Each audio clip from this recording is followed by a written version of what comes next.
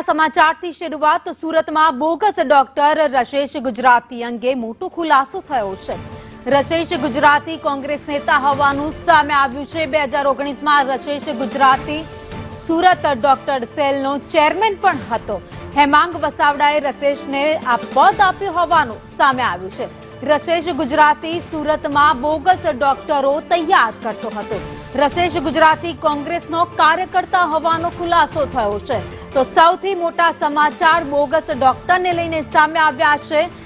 જે રશેષ ગુજરાતી જેનું નામ છે, જે બોગસ ડોક્ટર છે, તેની કરમ કુંડળી સામે આવી છે। તે કોંગ્રેસનો કાર્યકર્તા છે। એટલું જ નહીં, બીજા આવા બોગસ ડોક્ટરો પણ તે તૈયાર કરતો હતો। રશેષ ગુજરાતીની નિમણૂક 2019માં કોંગ્રેસ દ્વારા સુરત ડોક્ટર સેલના ચેરમેન તરીકે કરવામાં આવી હતી અને ગુજરાત ડોક્ટરના ચેરમેન હેમાંગ વસાવડા દ્વારા રશેષ ગુજરાતીને આ પદ પણ સોંપવામાં આવ્યું હતું।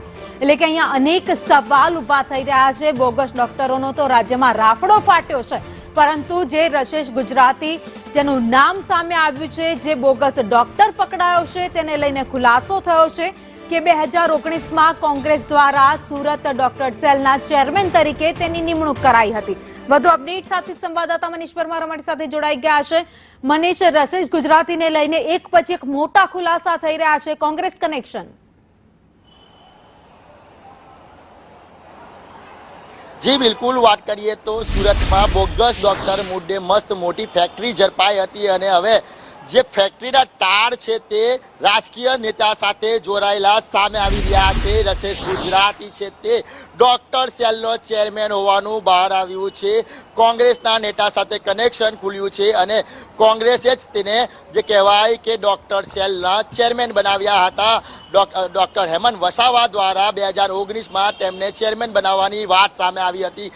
વાત કરીએ તો રશેષ ગુજરાતી છે તે કેટલા સમયથી નિષ્ક્રિય હોવાનું પણ સામે આવ્યું છે, પરંતુ મહત્વની વાત એ છે કે સુરત સહિત ગુજરાતભરમાં 1200 જેટલા બોગસ ડોક્ટરની ફેક્ટરી ઊભી કરનાર રશેષ ગુજરાતીના પોલિટિકલ સંબંધ સામે આવ્યા છે। ગત રોજ જે કહેવાય કે ઝોન 4ની કાર્યવાહી કરવામાં આવી હતી, એમાંથી નકલી બોગસ ડોક્ટરો ઝડપાયા હતા, જે પોતાની હાથડી ચલાવી રહ્યા હતા। પાંડેસરા વિસ્તારમાં ખાસ કરીને હાથડી ચલાવી રહ્યા હતા। પહેલેથી જ રશેષ ગુજરાતી સાટીર હોય તેવું સાબિત થાય છે, કારણ કે પોતે ડોક્ટર તૈયાર કરતો હતો અને તેને ગેરંટી આપતો હતો, 70,000 રૂપિયા લઈ લેતો હતો કે કોઈ પણ સરકારનો માણસ કે પછી પોલીસ કે પછી તંત્ર તેને હેરાન કરે તો સીધો સંપર્ક છે તે રશેષ ગુજરાતીને કરવાનો હોય છે।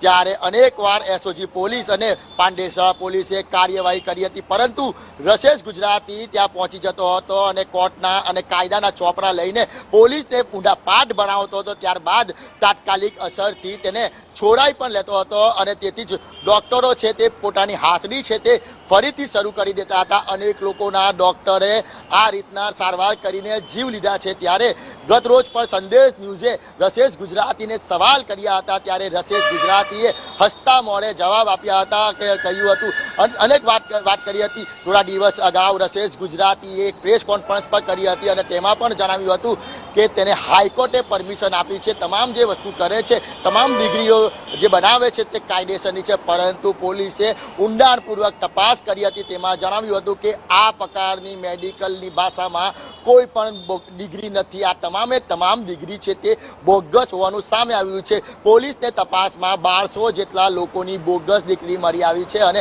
હજી પણ આના તાર છે તે લાંબા જઈ શકે છે। ત્યારે પોલીસ અત્યારે આ રશેષ ગુજરાતીને કોર્ટમાં મોકલીને તેના રિમાન્ડ મેળવવાની તપાસ હાથ ધરી રહી છે કે ખરેખર તેને આ રીતના બોગસ કેટલા ડોક્ટરો બનાવ્યા હતા। હાલ તો પોલિટિકલ કનેક્શન આવતા જે રાજકીય માહોલ છે તે ગરમાયો છે, કારણ કે આટલું મોટું પદ આ રીતના જે ડોક્ટરને આપી દેતા અનેક સવાલો ઉભા થઈ રહ્યા છે। જી ભાવિની,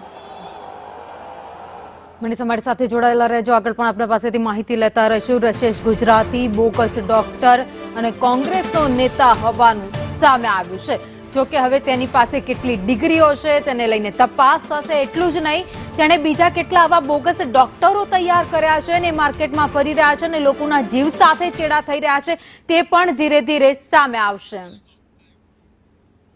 આ બે અલગ અલગ દ્રશ્યો આપને બતાવી રહ્યા છીએ, જ્યાં રશેષ ગુજરાતીનું કોંગ્રેસ કનેક્શન, તો બીજી બાજુ ભૂપેન્દ્રસિંહ ઝાલા, એક બાજુ કોંગ્રેસના નેતા તો બીજી બાજુ ભાજપના નેતા, બંને જે ઠગ ભગતો છે એ સામે આવ્યા છે, જેમણે લોકોને છેતર્યા છે, નિર્દોષ લોકોને છેતર્યા છે.